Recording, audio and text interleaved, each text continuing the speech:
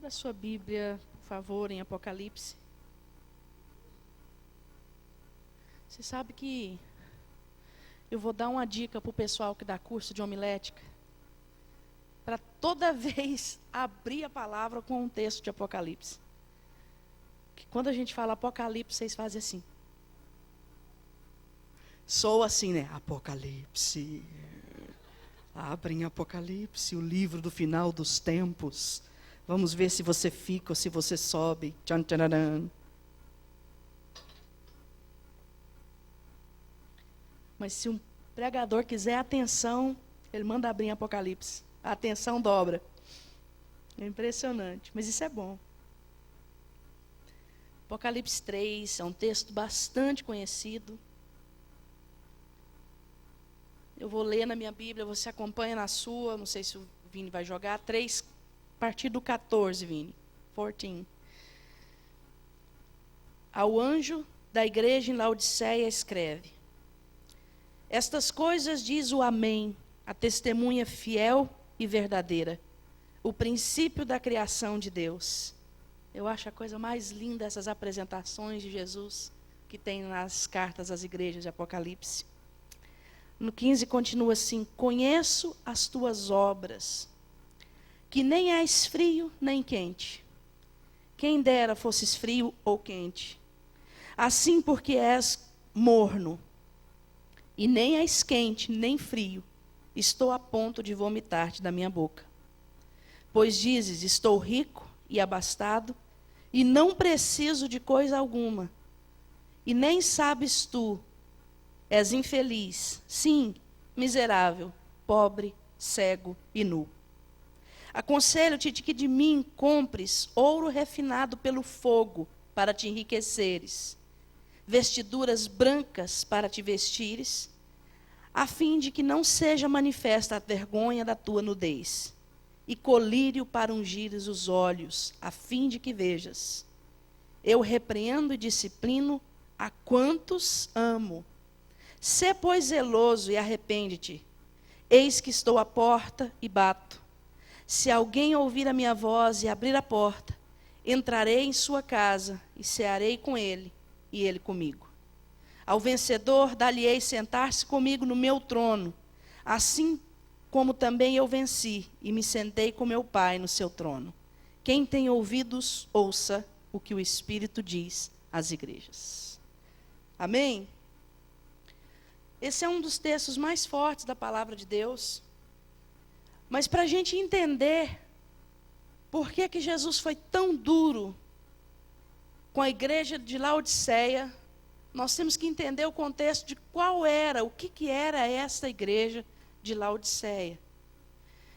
E toda vez que a gente lê esse texto, particularmente toda vez que eu leio esse texto, eu fico um pouco chocada com o próprio Jesus falando para alguém: porque você é morno, não é frio nem quente, eu vou te vomitar, eu estou a ponto de vomitar. Ou seja, é algo muito forte. Jesus está dizendo, em outras palavras, você me enjoa, você me enoja, e eu estou a ponto de te vomitar. E esse texto ele tem que chamar a nossa atenção, porque Jesus, o Senhor dos Senhores, o Deus de amor, está falando algo tão forte, tão profundo. E quando um Deus que é 100% amor fala algo tão forte, nós precisamos analisar por que ele fala isso. Amém, queridos? As cartas às igrejas de Apocalipse, elas têm um caráter histórico. Essas igrejas existiram e essas cartas foram, do determinado momento, direcionadas a cada uma delas. Mas estas cartas às igrejas, vocês podem olhar que antes está assim, olha, carta... A partir do 2, olha comigo, os títulos. Carta à igreja em Éfeso. Depois, carta à igreja em Esmirna. Depois, carta à igreja em Tiatira. Pérgamo, perdão. Depois, Tiatira. Depois, Sardes. Depois, Filadélfia. E depois, a que nós lemos, Laodiceia. Então, nós vimos que tem um caráter histórico e tem também um caráter de modelo espiritual. Em todos os tempos, essa palavra foi direcionada às igrejas que se encaixaram nela. Pode ter existido uma igreja há 100 anos atrás que se encaixava exatamente no modelo espiritual da igreja de Éfeso. Então, essa carta também era para essa igreja. Amém? Mas, além de ter um caráter histórico e um caráter de ensino, Apocalipse é um livro profético. E ele trata das coisas que estão para acontecer. Ao contrário do que todo mundo imagina, Apocalipse não é um livro complicado. Porque a maioria das simbologias em Apocalipse são explicadas no próprio livro. A gente não gosta de ler, a gente tem medo, a gente acha que é complicado, porque o diabo já criou, eu falei sobre isso no estudo bíblico, o diabo já criou aquele burburinho, né? Não lê Apocalipse, você não vai entender. É muito complicado. Leia Coríntios. E antigamente os pastores injetavam essas coisas, né? Pegavam um membro lendo Apocalipse, não, leia Gálatas, é melhor para você. E nós temos que entender que Apocalipse é um livro da palavra de Deus, como Gálatas, como Gênesis, como qualquer um outro. Amém? Mas hoje nós vamos olhar para as igrejas e para essa carta de Laodiceia especificamente, num contexto histórico. Cada carta, eu preciso que você preste bastante atenção nisso, porque é fundamental para você entender o contexto. Cada carta representa uma parte da história da igreja. Por exemplo, a carta à igreja de Éfeso representa a igreja do primeiro século. Aquela igreja que nós vimos em Atos, que perseveravam na doutrina dos apóstolos, na comunhão, no partir do pão. Aquela igreja onde os milagres aconteciam. Aquela igreja onde Pedro falava para uma pessoa, levanta e anda, e a pessoa levantava e andava. Aquela igreja que Pedro pregava e 5.000 pessoas se convertiam. Aquela igreja que Paulo ensinava mês por mês, andando de igreja em igreja. Então, a carta de Éfeso fala primeiramente a esta igreja, a esse período histórico. A segunda carta, a igreja de Esmirna, ela fala da igreja do 2º e 3º século. Isso é apenas informação importante para você entender o contexto. A igreja de Esmirna, Deus avisa que alguns iam ser lançados na prisão. E a igreja de Esmirna é exatamente a igreja do 2º e 3º século, que praticamente foi toda morta no Coliseu Romano. Quem já ouviu a história? Vocês lembram a história? Quem já assistiu aquele filme, Gladiador? O Gladiator. O Gladiador mostra um pouquinho desse período, do século II e III. Eles faziam o leão jejuar 40 dias, todo mundo assistindo, era um show, comandado pelos imperadores romanos. E ali eles lançavam os cristãos, um por um, para ver se havia possibilidade daquele cristão vencer o leão. Lindo, né? Mas era isso que fazia. E há comprovante histórico, não é eu que estou dizendo e nem a Bíblia, há comprovante histórico que a igreja de Esmirna foi praticamente exterminada dentro do Coliseu Romano. A terceira igreja, que é a igreja de Pérgamo, é isso? Ela representa a igreja do 4º século. Foi quando a igreja que Paulo, Pedro, Jesus Cristo fundamentou, se tornou igreja do Império Romano. Foi quando Constantino decidiu que, a partir daquele dia, a igreja seria oficial do Império Romano, um grande imperador romano.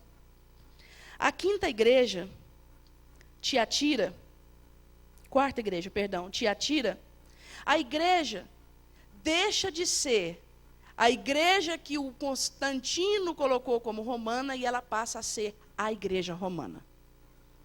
E nós sabemos que ela vira, então, uma grande igreja romana que vai prosseguir e dela vai sair um braço que existe até hoje. Depois dela, nós temos a igreja de... Hoje a minha letra está difícil de ler. Sardes. Que é, sem brincadeira, tem dia que eu escrevo que é só Jesus. Espírito Santo, me dê discernimento para discernir hieroglifos egípcios. Então, a igreja de Sardes, ela representa a igreja da reforma. Eu sei que está chato, está uma aula de história, mas você precisa entender 3 coisas. As 3 primeiras igrejas, elas têm um caráter histórico. E Jesus fala algo para os vencedores. Mas as 4 últimas igrejas, todas elas têm uma promessa da vinda do Senhor. Se tem uma promessa da vinda do Senhor, coloca essas 4 igrejas na atualidade. Então, essas 3 primeiras igrejas que eu citei, passaram. Mas as 4 igrejas que eu vou falar agora, elas estão hoje presentes. Eu não vou citar nome de igreja, mas você vai reconhecer por aquilo que está escrito na palavra de Deus. Então, toda vez que há uma promessa da volta de Jesus, é atual. Amém? Fala para o seu irmão, é chato mandar repetir. Ou, quer dizer, fala para o seu irmão. Falei para o Alisson, vou fazer isso ainda. Fala para o seu irmão, é atual. Porque tem promessa da volta do Senhor. Então, Tiatira, voltando a Tiatira, ela se tornou a igreja romana, que todo mundo conhece. Sardes é a igreja da reforma. Quantos ouviram falar de Martinho Lutero? Martinho Lutero fez um grande reboliço dentro da igreja romana. Amém? E da igreja romana nasceu então algo chamado a reforma. Não é verdade? Só que a reforma parou na reforma. São os nossos irmãos que não acreditam no avivamento do Espírito Santo e nem nos dons do mesmo. Eles pararam no tempo. Essa é representada pela igreja de Sardes. E é interessante que Sardes saiu de Tiatira. Olha que interessante. Não saiu de dentro da romana? A reforma? E na próxima igreja, é a igreja de Filadélfia. E para você entender por que eu li o texto de Laodiceia, nós temos que entender Filadélfia. E por isso nós vamos ler agora. Amém? Nós vamos ler Filadélfia. 3:7. Ao anjo da igreja em Filadélfia escreve: estas coisas diz o santo, o verdadeiro, oh aleluia, aquele que tem a chave de Davi, que abre e ninguém fechará, que fecha e ninguém abrirá. Amém? Conheça as tuas obras, eis que tenho posto diante de ti uma porta aberta, a qual ninguém pode fechar. Que tens pouca força, entretanto, guardaste a minha palavra e não negaste o meu nome. Diz comigo bem forte: guardaste a minha palavra e não negaste o meu nome. Eis que farei que alguns dos que são da sinagoga de Satanás, desses que a si mesmos se declaram judeus e não são, mas mentem, eis que os farei vir e prostrar-se aos teus pés e conhecer que eu te amei. Porque guardaste a palavra da minha perseverança, também eu te guardarei da hora da provação, que há de vir sobre o mundo inteiro, para experimentar os que habitam sobre a terra. Venho sem demora, conserva o que tens, para que ninguém tome a tua coroa, ou seja, o teu galardão. Ao vencedor, falo-ei coluna no santuário do meu Deus, e daí jamais sairá. Gravarei sobre ele o nome do meu Deus, o nome da cidade do meu Deus, a nova Jerusalém, que desce do céu, vinda da parte do meu Deus, e o meu novo nome. Quem tem ouvidos, ouça o que o Espírito diz à igreja. Aleluia.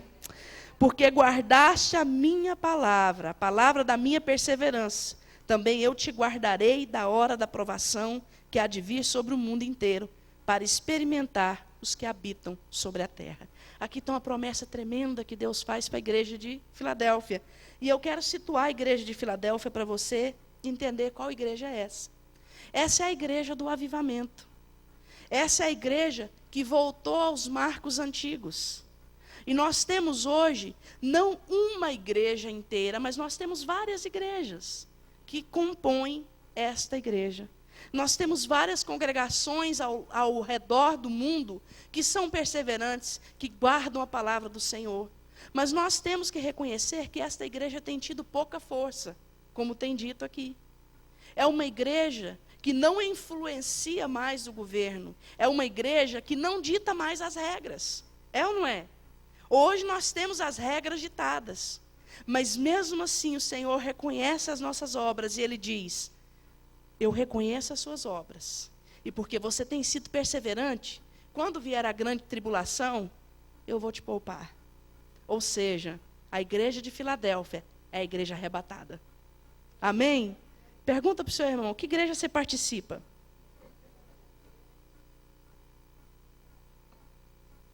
Amém, queridos? Como eu disse para vocês, Sardes saiu de Tiatira. Sardes é a igreja da reforma. Acompanha comigo. Sardes saiu de Tiatira. Amém? Filadélfia saiu de Sardes, porque recebeu um avivamento. Amém? Mas, infelizmente, tristemente, Laodiceia saiu de Filadélfia. E hoje, nós temos dentro da igreja, metade Laodiceia, metade Filadélfia. E é para Filadélfia, é para Laodiceia, que o Senhor dá esta palavra tão dura. Quase todas as igrejas são repreendidas aqui. A igreja de Esmirna, que foi a igreja dos mártires, não foi repreendida, e a igreja de Filadélfia não foi repreendida. Mas, no entanto, a igreja de Laodiceia foi duramente repreendida pelo Senhor, Ele dizendo que ia vomitar. E é nesse ponto que eu quero começar a falar. A pastora falou para mim que ela vai deixar sempre eu pregar a véspera de feriado, porque aí pode virar vigília. Amém? Posso ouvir um amém? Oh, glória a Deus. Eu senti força nesse amém, hein? Ó, eu pago a cantina, hein? Ah, não tem. Ó, eu ia pagar, não tem. Vale a intenção. Amém? Vale a intenção do coração. Eu quero falar um pouco para você sobre o crente de Laodiceia. Nós vimos que o crente de Laodiceia, ele sai de Filadélfia. E todos nós temos um momento na nossa vida que nós começamos muito bem. Geralmente, a gente vem para a igreja porque está precisando. Não é verdade? Geralmente. Não vou dizer para você que é 100% dos casos. Mas geralmente a gente vem porque está precisando. E como está precisando, a gente quer fazer tudo certinho. Não é verdade? A gente toma os passos segundo a palavra de Deus. A gente é avivado. A gente é alegre por ser crente. A gente passa pelos sofrimentos. O novo convertido, ele passa pelos sofrimentos assim. Não, mas eu vou permanecer. Já viu como ele é alegre? Às vezes a casa do camarada está caindo, mas ele está todo cheio do Espírito Santo. E ele vai crescendo, vai ficando maduro. E à medida que ele vai ficando maduro, é muito bom, maravilhoso, mas tem um ponto na maturidade que nós temos que tomar muito cuidado. Porque é a confiança, exatamente. Porque se a gente confiar demais, a gente deixa de ser Filadélfia e passa a ser Laodiceia. E aí, a pessoa que tinha tanta sede para aprender, já não tem tanta sede assim para aprender. A pessoa que não faltava nenhum culto, já começa a faltar um culto aqui, um culto acolá. A pessoa que dava aquele valor na palavra de Deus, Deus sabe que eu amo a palavra dele. Eu só não tenho tempo para ler todo dia. Mas eu amo. Deus conhece o meu coração. E ela começa a dar desculpas assim tremendas para ela, que se a gente pudesse anotar, a desculpa da pessoa que está em declínio dava um livro fantástico. É incrível. De Deus conhece a sinceridade do meu coração, até o cansaço extremo, tudo que você pensar, Deus já ouviu. Eu já ouvi um pouquinho, imagina Deus. A pastora Cleusa ouve há muitos anos, né, pastora? E esse crente, ele começa então um declínio na vida espiritual, porque ele chegou num patamar que ele estava muito bem. E o patamar de estar muito bem é muito perigoso. Quantos aqui hoje estão muito bem? Pode reconhecer, queridos. Eu estou bem. Eu reconheço que eu estou bem. But eu tenho que vigiar o tempo todo. Não é porque eu estou bem que eu vou falar assim, não preciso mais disso. Não é? Não é porque você está gordinho que você não precisa de mais vitamina. Pelo contrário, você sabia que 70% dos gordinhos são anêmicos? Estou falando sério. Não, eu não quero te assustar, não, é verdade. Onde sobra gordura, falta vitamina. A pastora me lembrou aqui, a minha médica, semana passada, eu acho que eu estava me sentindo tão mal por causa da gordura, aí eu soltei tudo nela, né? Aí ela falou assim para mim, não, mas eu tenho que te falar uma coisa, o cérebro de quem tem gordura funciona melhor. Falei, thanks, sou irmã gêmea do Einstein.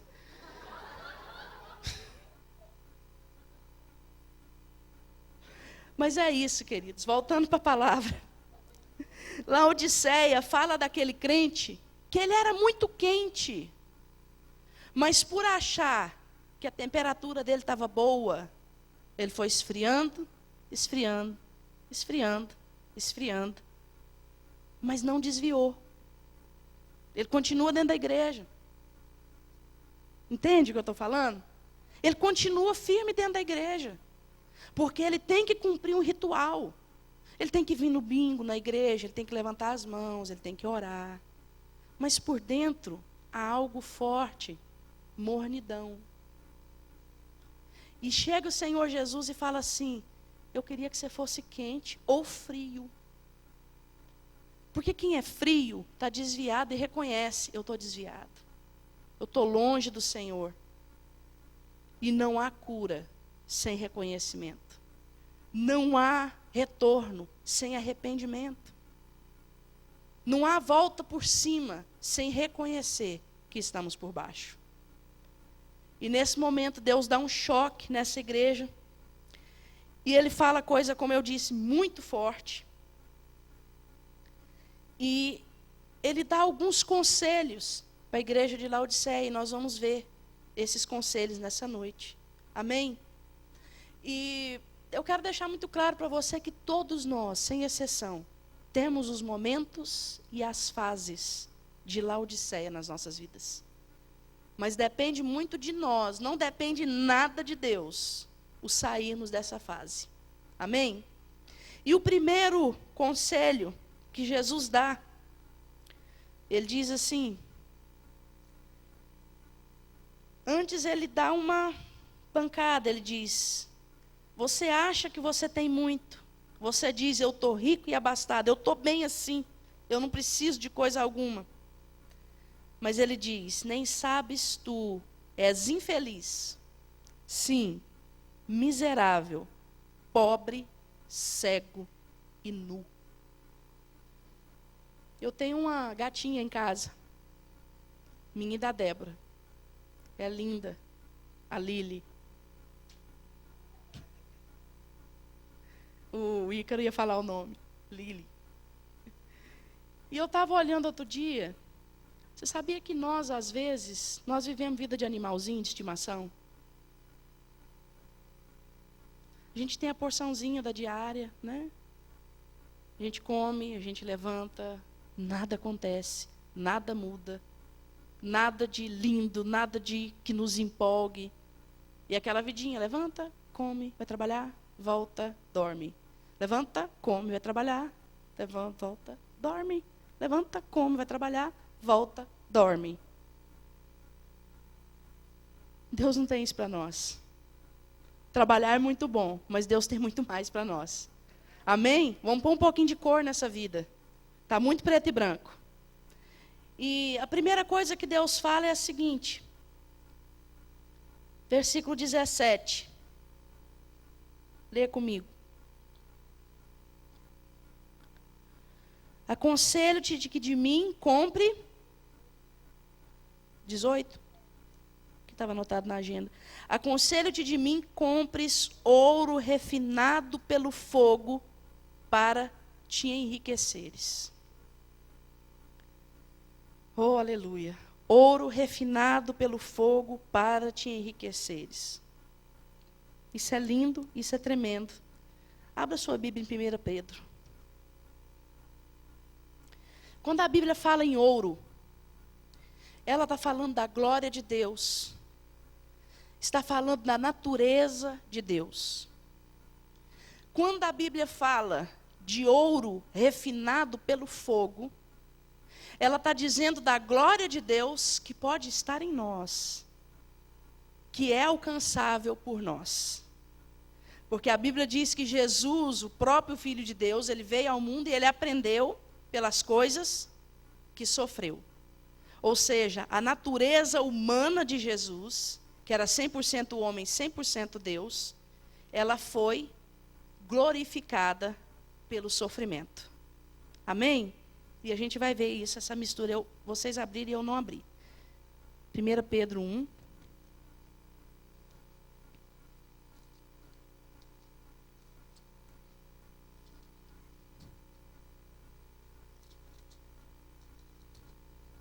Primeira Pedro 1, a partir do 3.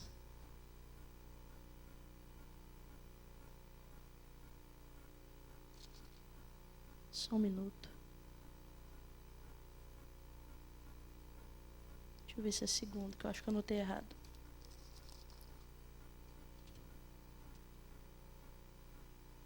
Então, segundo Pedro, perdão. Segunda carta de Pedro. Versículo 3. Leia esse texto com bastante atenção, eu vou ler, você acompanha na sua Bíblia. Visto como pelo seu divino poder nos têm sido doadas todas as coisas que conduzem à vida e à piedade, pelo conhecimento completo daquele que nos chamou para a sua própria glória e virtude, pelas quais nos têm sido doadas as suas preciosas e muito grandes promessas, para que por elas vos tornei coparticipantes da natureza divina, livrando-vos da corrupção das paixões que há no mundo. Amém, queridos? Você lê o texto todo em casa, eu vou ler só até aí, vou ler o 8. Porque estas coisas existindo em vós e vós aumentando, faz com que não sejais nem inativos, nem infrutuosos no pleno conhecimento do nosso Senhor Jesus Cristo. Então Pedro está dizendo aqui que nós somos coparticipantes da natureza de Jesus. E nós temos que abandonar as obras da carne. E nós só vamos ter esse ouro refinado quando nós tomarmos a decisão de comprar do Senhor. Agora, sabe por que nós não fazemos? Porque santificação custa. Salvação é de graça. Completamente de graça. Amém? Santificação é cara. Santificação, nós temos que abrir mão daquilo que a nossa carne quer, daquilo que o nosso ego deseja, daquilo que a nossa alma se compraz muitas vezes, porque o nosso corpo mortal, ele se compraz no pecado. Ele se compraz naquilo que não é coisa de Deus, naquilo que não agrada o Senhor. Nós sentimos muito mais prazer de assistir um jogo diante da televisão, de assistir uma novela, de assistir um filme, do que vir para a igreja. Isso é carne. Na nossa mente, nós sabemos que nós temos que vir para a igreja. Quantos são assim? Ninguém tem esse problema, né? Graças a Deus, aqui ninguém tem esse problema. Mas há um leão dentro de nós na hora de vir para a igreja. Porque aparece tudo o de bom para você fazer na hora do culto. É impressionante. Aí, por fim, chega aquela visita, você chega e faz assim. Ufa, a desculpa perfeita para a pastora. Chegou visita. Amanhã, a hora que ela me ligar, eu vou falar, não, chegou visita, pastora, não deu. Mas não é só vir para a igreja, queridos. A santificação das nossas vidas vai muito além disso. Para nós nos tornarmos ouro depurado pelo fogo, significa que nós temos que passar por essas pressões e vencer. Nós temos que vencer a pressão do diabo, vencer a pressão da carne, vencer a pressão da alma, vencer a pressão do mundo. E com isso nós compramos do Senhor ouro depurado. Amém? O segundo conselho de Jesus, ele aconselha que a gente compre não só ouro depurado, mas vestiduras brancas. Vamos ler? Volta para Apocalipse, por favor. Volta para o capítulo 3. o 18 mesmo. Ele diz: aconselho-te de mim, compres ouro refinado pelo fogo, para te enriqueceres, vestiduras brancas para te vestires. Amém? Onde nós conseguimos vestiduras brancas? Onde? Somente lavado no sangue do Cordeiro. São os paradoxos da palavra de Deus. O sangue é vermelho, mas a palavra de Deus diz em Apocalipse 14:7 que aqueles que lavam a vestidura no sangue do Cordeiro, elas são alvas como a neve. Está vendo que você sabe? E lavar as vestiduras no sangue do Cordeiro fala de algo que caiu de moda para o crente. Arrependimento. Caiu de moda. O crente de Laodiceia, ele ficou morno porque faltou arrependimento. Porque ele olha para si mesmo e fala assim: mas eu vou me arrepender do quê? Eu acho interessante que a palavra Laodiceia, ela vem do grego, é laos, que é a mesma coisa de laico, que é povo, e de ceia, que é conselho. Então, em outras palavras, o nome da igreja é Conselho do Povo. É a igreja democrática. É a igreja que Deus não governa. Quem governa é o conselho do povo. O que eu devo fazer? Ai, fulana, faz isso que vai ser melhor para você. Eu acho que eu vou fazer mesmo. Cada um em Laodiceia fazia o que dava na telha. E eu vou falar uma coisa para você: isso pode ser lindo no mundo hoje. Ninguém manda em mim, mas é totalmente antibíblico e demoníaco. Nossa, eu posso ouvir um amém? Nós temos liderança, nós temos pastor. Amém? Só que hoje em dia isso caiu de moda. Vou deixar pastor mexer na minha vida? Eu acho muito bonitinha a pastora Cleusa orar por mim, mas minha vida particular é minha. O que você acha que o pastor foi colocado? Para mexer na sua vida particular. Você sabe por quê? Porque é na sua vida particular que tem problema. Porque você mostra o lado perfeito. Eu nunca vi marido batendo em mulher aqui dentro da igreja, você acredita? Não, sério, nunca vi desde que a igreja foi fundada. Alguém já viu? Também nunca vi. Eu nunca vi a mulher gritando com o marido aqui dentro da igreja. Você acredita nisso, que eu nunca vi? Mas será que dentro de casa nunca aconteceu? Eu não vejo o filho falando para a mãe assim: não vou fazer isso não, na frente da pastora. Mas será que em casa nunca fez? Aqui dentro da igreja é sim, mamãe. O seu desejo é uma ordem? Não é? Então, onde você acha que o pastor tem que mexer? Na sua vida dentro da igreja? Não, Samuel, filho, o jeito que você está sentado não está muito legal. Cruza um pouco as pernas assim. Isso é papel do pastor? Porque se você não quiser que o pastor mexa na sua vida particular, é isso que ele tem que fazer, né?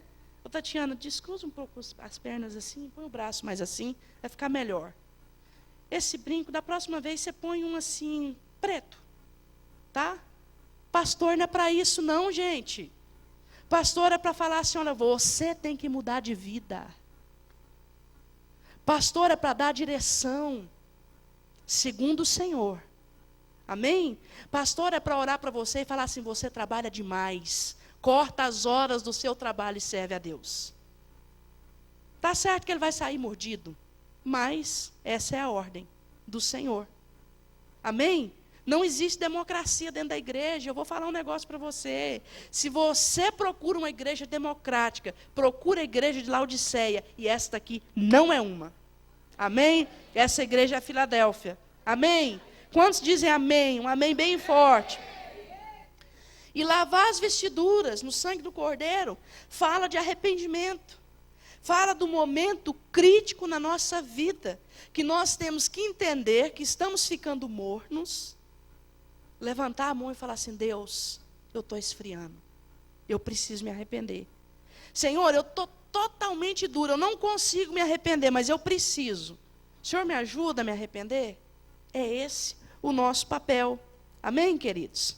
Na palavra de Deus, não precisa abrir em 2 Crônicas 33, para quem está anotando, nós temos um rei chamado Manassés, que era terrível. O mínimo que ele fez foi sacrificar o filho dele para Baal. Ele profanou o templo do Senhor, ele colocou, no lugar da arca da aliança, ele colocou uma estatuazinha de Baal. Uma não, duas. Ele fez tudo o que era deplorável diante de Deus.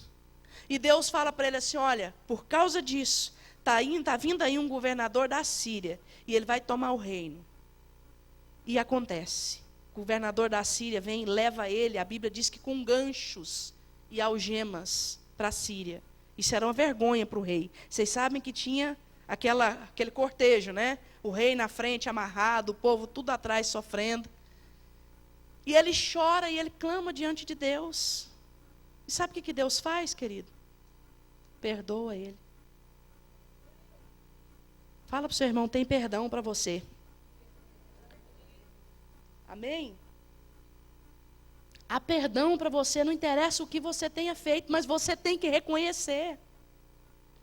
No entanto, nós temos um outro personagem bíblico, Sansão. Quem já ouviu falar em Sansão? Viveu uma vida miserável. Ele era um ioiô. Um dia ele estava bem, no outro ele estava mal.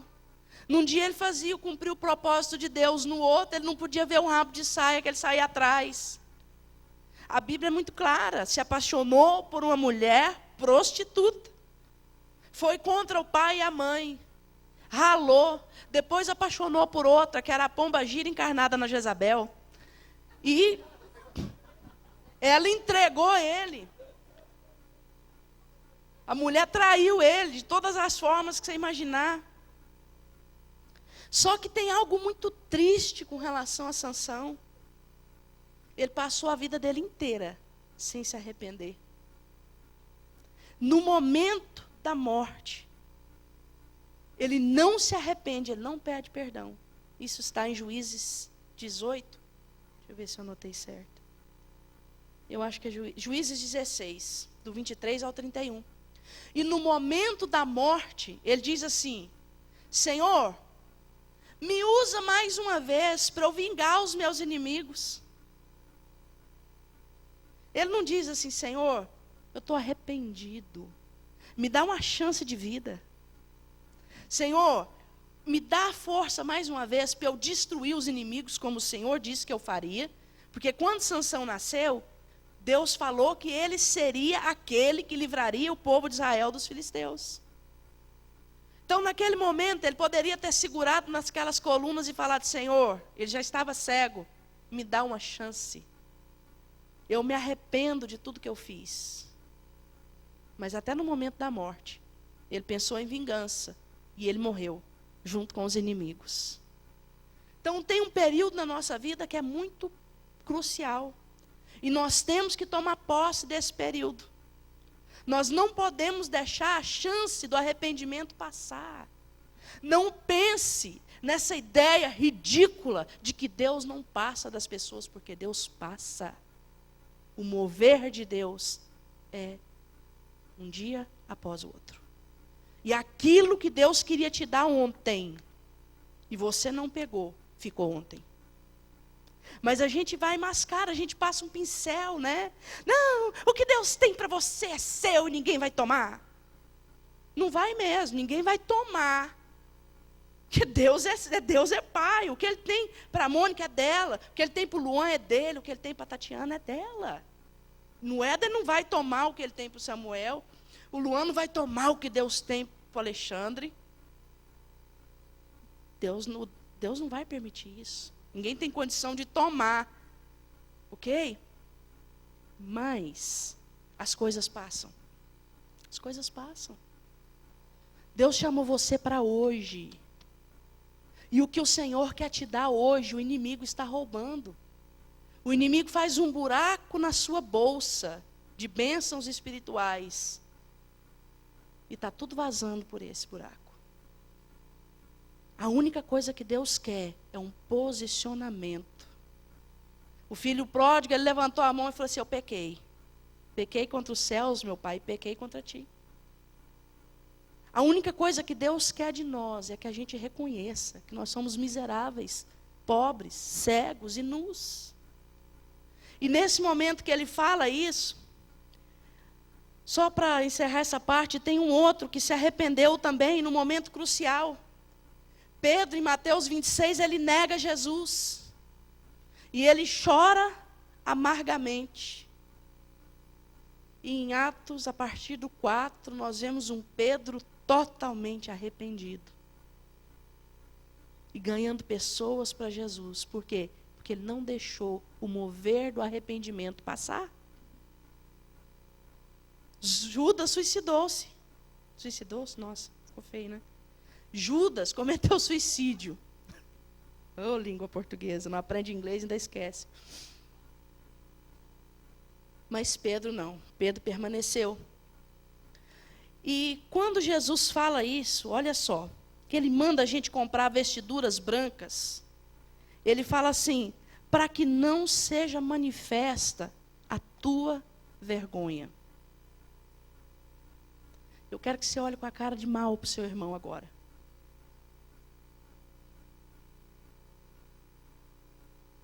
Fala para ele, não pense que Deus não vai te expor.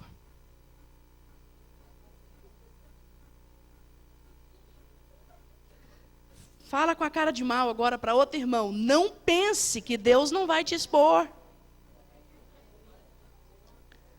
Queridos, o Senhor está chamando. Ouça essa palavra hoje como vinda do Senhor. Não é fácil vir aqui e pregar uma palavra dessa. Não é fácil. Eu queria fazer amizade. Entendeu? Eu queria sair daqui essa noite com promessas de que alguém ia pagar uma janta para mim na Applebee's. Ah, você profetizou tanta coisa boa para mim, vamos na Applebee's comigo? No entanto, eu vou sair daqui hoje com inimigos. Eu sei disso, mas não passe a oportunidade que Deus está te dando. E não pense que você é tão especial e você chegou num ponto tão bom da sua vida cristã que Deus vai te poupar. Deus não vai te poupar. Deus não vai te poupar. Ele vai te expor. E você sabe por que Ele vai te expor? Porque Ele te ama. Ele diz aqui, eu repreendo e disciplino, no 19, a quantos amo. Quantos aqui são amados de Deus? Que Deus te repreenda. E Deus te discipline. Amém? Abre sua Bíblia em Provérbios.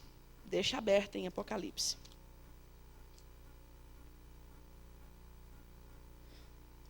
Abra sua Bíblia em Provérbios 30. É também um dos textos mais fortes da palavra de Deus.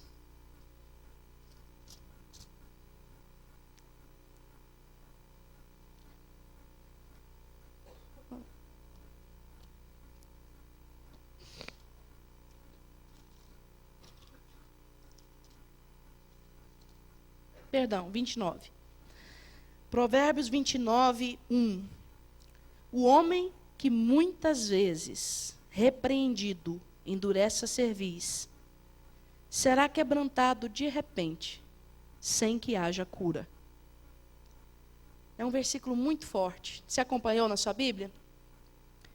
O homem, que é 29, 1. Pode olhar para mim. O homem, ou seja, a pessoa, que é sempre avisado por Deus, e ele endurece o coração, e ele não cede, ele não se arrepende, ele pode ser quebrantado de repente, sem que haja cura. E é interessante que nesse texto que Jesus fala, voltando para Apocalipse, compra vestidura branca, para que não seja exposto à sua vergonha. Queridos, tem coisas que Deus tem que expor, porque Deus abomina a hipocrisia. Deus abomina a hipocrisia, Deus abomina a mentira. Deus abomina discurso truncado. Deus abomina aparência por fora e sepulcro caiado por dentro. E por amor, muitas vezes Ele nos escava e Ele nos expõe. E tem algumas exposições que não tem cura. Não tem cura.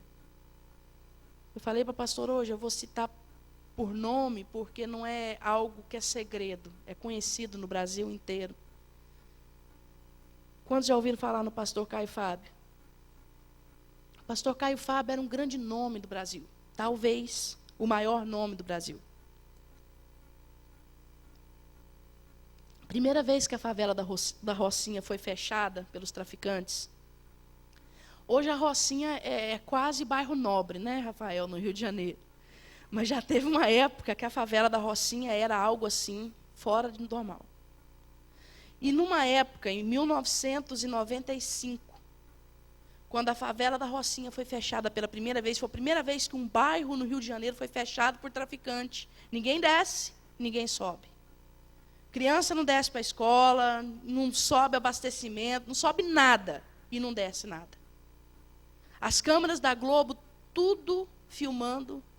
Caio Fábio chegou, os traficantes todos armados. Ele passou e falou assim, licença, por favor. Os traficantes foram abrindo. Pode passar, pastor, pode passar. Foi o único homem que subiu. Ele virou o intermediário entre a polícia e os traficantes. Ele tinha mais ou menos uns 35 livros lançados, todos eles best-seller no Brasil. Era um pregador que qualquer pastor, para marcar uma agenda com ele, era 2, 3 anos à frente, para conseguir marcar. E ele caiu em pecado. Com a secretária dele. Caiu em adultério. E Deus expôs. Agora, uma coisa eu garanto para você. Deus avisou várias vezes. Mas, de repente, ele foi quebrantado pela exposição. E eu falo para você, nunca mais haverá cura. Você que não conhecia, agora já conhece. Hoje, ele está de volta, com um monte de heresia, para mascarar o próprio pecado. Mas se você ouvir falar assim, olha, o Caio Fábio vai pregar na igreja tal dia, você fala assim, aquele que caiu? Com a secretária? Então, tem coisas que não tem cura. A imagem nunca mais vai ser curada. Tem um vaso de barro, e ele é quebrado de tal forma, que ainda que você cole, você vê que passou por uma quebradura. Não é verdade? Não chegue nesse ponto. Que eu não chegue nesse ponto. Deus está nos dando chance de novo. O crente de Laodiceia é o crente fora da vontade de Deus. É o crente morno, é o crente que está fora do centro da vontade de Deus. Esse é o crente de Laodiceia. Mas o Senhor tem avisado, o Senhor tem falado, olha, eu quero trazer um avivamento sobre a sua vida. Mas para isso, você precisa se arrepender e reconhecer que é pobre, cego e nu. Amém? A outra coisa que Jesus diz para comprar é colírio. E é interessante como tudo tem a ver com arrependimento. E ele manda comprar o colírio para ungir os olhos. Nós sabemos que unção é feita com óleo. E eu estava até comentando com a pastora, eu achei tão estranho, eu falei, nossa, pingar uma gota de óleo no meu olho, o negócio vai ficar embaçado. Não é verdade? E eu fui para o pai de todos os burros hoje, qual que é? Não é mais Aurélio, o Google. E eu fui para o Google e eu pedi assim, colírio em forma de óleo. Quem quiser pedir em casa para ler a fundo. E o Google me deu um site que fala sobre problemas nos olhos, nada a ver com Bíblia. E ele diz que existe hoje apenas um tipo de colírio que vem com óleo. E esse colírio, ele é especial para alguém que tem problema de olhos secos. São pessoas que têm dificuldade para chorar, porque falta lágrimas no globo ocular, na bolsinha que tem aqui. E isso nos fala de algo muito tremendo no mundo espiritual. Há alguns de nós que não temos facilidade de chorar diante de Deus. E eu quero que você entenda que é muito importante que esse choro aqui não é no sentido literal. Porque se for assim, a Kênia e a Tia Tânia são campeãs. Mas esse choro, na palavra de Deus, simboliza arrependimento. E é interessante, como ela deve saber, que esses olhos secos, ele vai causando uma infecção na pálpebra. E por trás do glóbulo ocular. E essa infecção não é infecção que sai pus, aquelas coisas nojentas que sai de infecção. Essa infecção, ela endurece. E ela causa uma camada dura. O que Deus está falando para nós nessa noite, eu quero amolecer a camada dura da falta de arrependimento no seu coração. Ela vai fechando. Exatamente, ela dá uma doença, eu anotei aqui, chamada blefarite, em português. E ela vai tampando a visão. Queridos, nós precisamos nos arrepender diante de Deus. Pecado precisa voltar a ser pecado. Santidade precisa voltar a ser santidade. Hoje, santidade é chamado de, quando a pessoa é bitolado.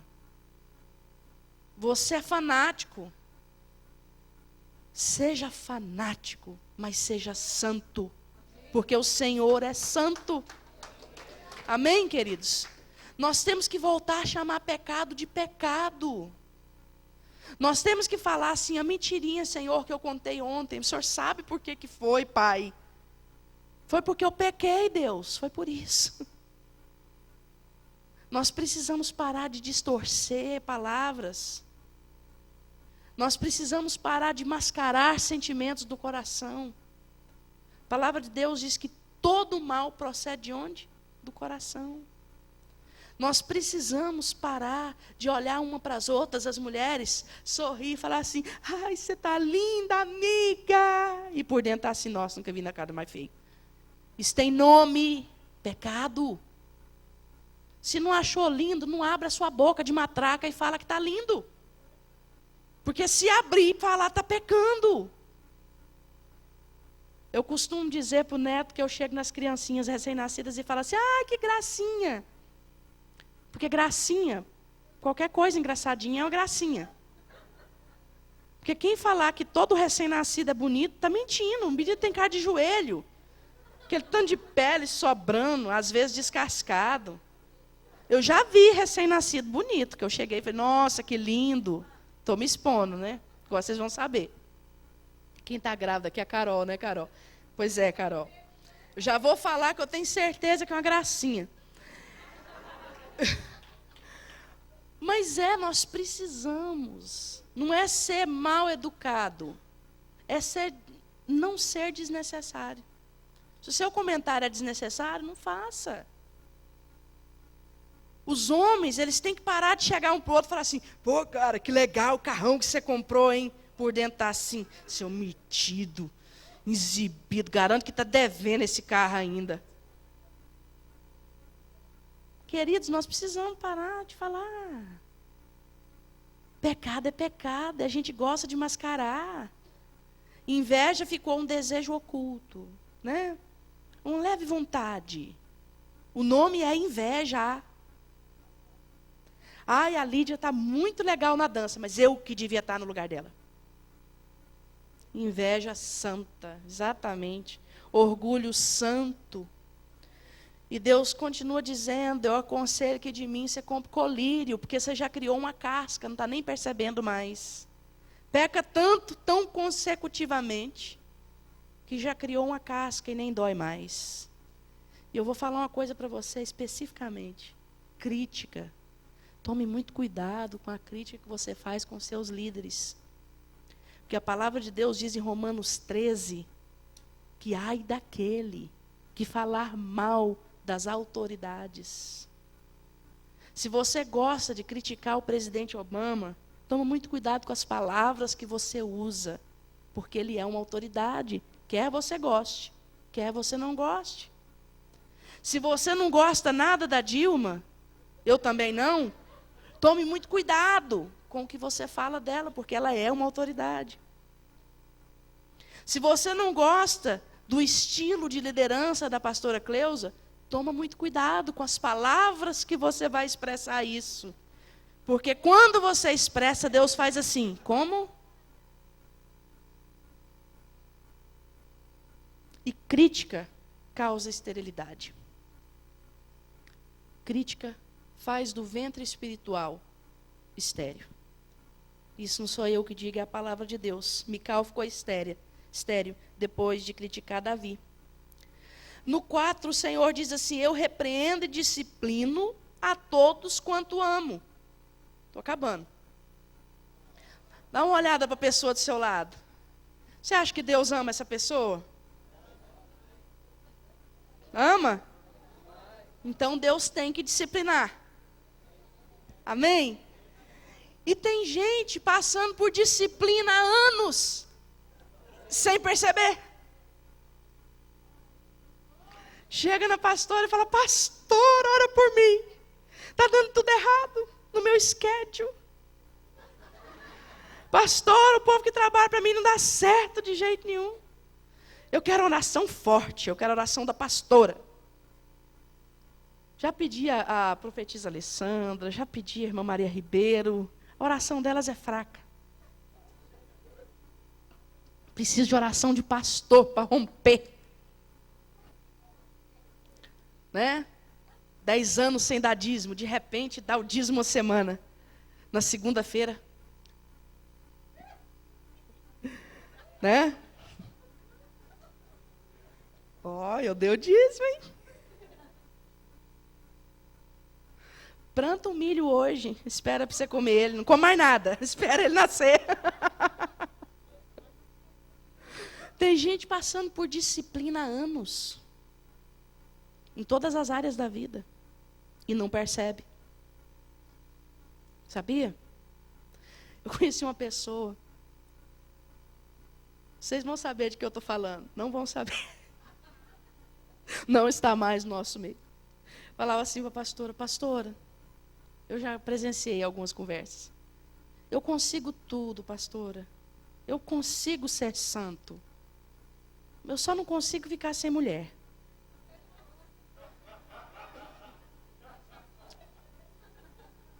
E Deus disciplinava. Mandava cada uma melhor que a outra. Sério? Pode falar chifre no púlpito? Pode. Era um após o outro. Cada pomba gira pior do que a outra. Sério mesmo. Algumas que faziam assim. Tinha umas que tinha escrito na testa. Outras era mais disfarçada. Disciplina de Deus. Você quer demais? Deus fala: pega. Sabe? Aquele menino que está tentando alcançar a jarrinha de cookies. Você fala assim: você vai derrubar na sua cabeça. Eu quero. A hora que você pega, vem tudo na cabeça dele. Você fala assim: ah, vai. Não sobe aí não, menino. O menino está subindo.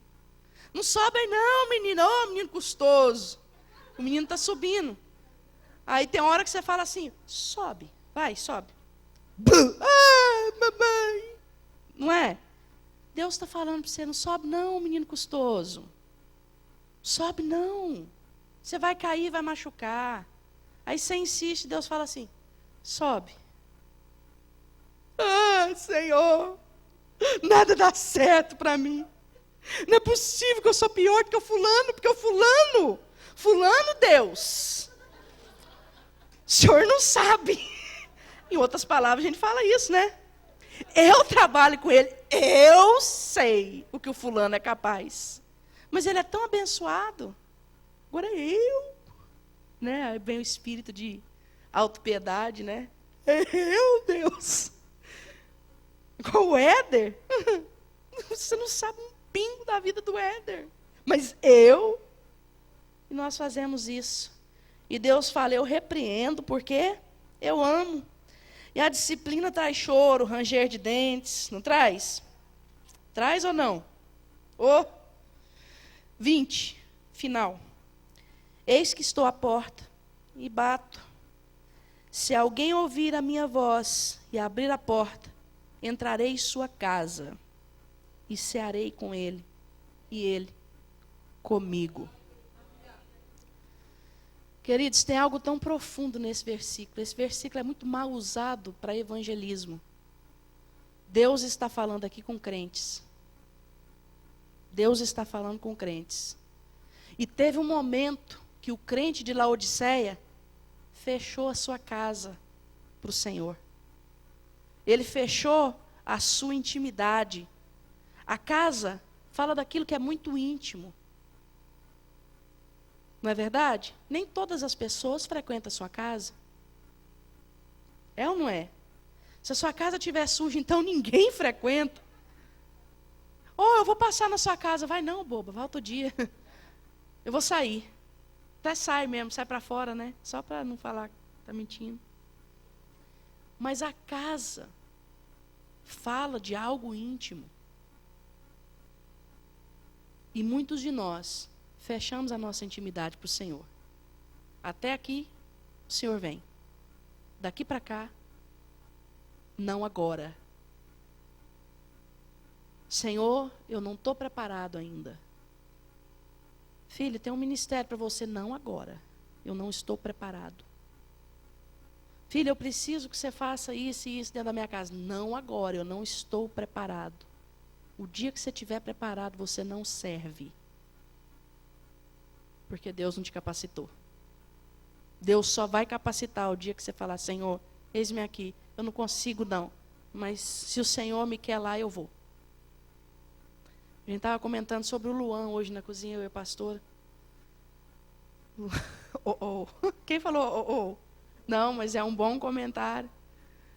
Luan, se eu falar para o Luan assim, estou falando isso, é de verdade. Se eu falar para o Luan assim, Luan, semana que vem, eu preciso que você toque uma música aqui no saxofone para mim. Ele vai falar assim, saxofone? Saxofone? É, Luan. Pastora Cris, eu não sei tocar, mas eu vou tentar. E ele vem aqui na outra semana e pode tocar a música que tem 30 notas com 3, mas ele vai fazer. É algo admirável nele. É isso que Deus quer de nós. Deus não quer perfeitinho, não. A igreja é lugar de gente torto e Deus vai consertando. Lugar de gente que peca e Deus vai limpando. Ela cruzou as pernas para o outro lado. Ela está dando sinal para mim. Já botou a mão assim, começou a balançar. Você pode saber. Está na hora de parar. Mas, querida, esse é o convite de Jesus hoje, do Senhor para você. Eu estou à porta e eu bato. Se você abrir, eu vou entrar e vou ceiar com você. Se você abrir a porta da sua intimidade, eu vou limpar, eu vou curar, eu vou te restabelecer. E nós abrimos a porta para o Senhor dizendo, eu me arrependo. Faz em mim o teu querer. Não leva a vida inteira levando surra de Deus, levando uma vida de miséria, uma vida de gatinho, uma vida de bichinho de estimação, vida de mendicância. Todo dia você recebe um biscoito canino. Isso não é vida. Vamos ficar de pé?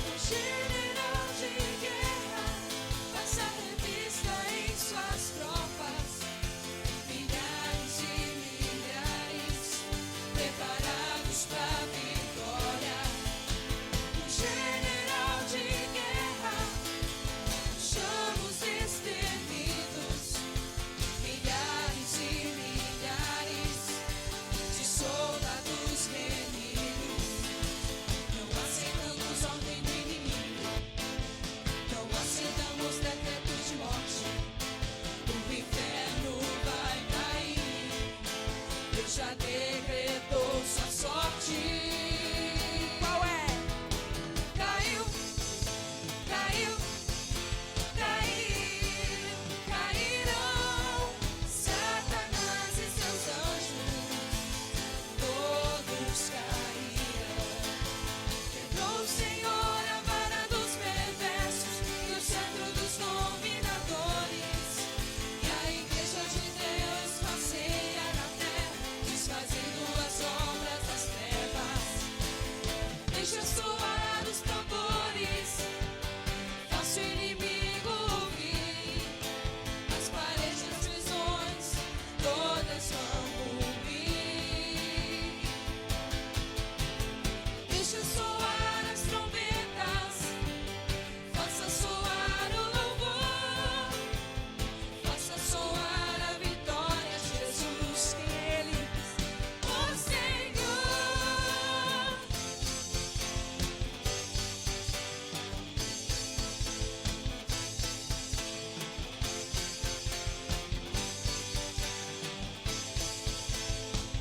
Quero ouvir o barulho do seu pé no chão, igreja. Ouço o barulho de cadeia se quebrando, ouço o barulho de grilhões se rompendo, ouço o barulho de ossos se ajudando, ouço o barulho do vento, ouço o barulho de cadeia se quebrando, ouço o barulho de grilhões se rompendo, ouço o barulho de ossos se ajudando, ouço o barulho do vento. Ouço o barulho de cadeia se quebrando, ouço o barulho de grilhões se rompendo, ouço o barulho de ossos se ajudando, ouço o barulho do Espírito Santo. Caiu, caiu, caiu, cairão Satanás e seus anjos, todos cairão. Caiu, caiu, caiu, cairão Satanás e seus anjos, todos cairão.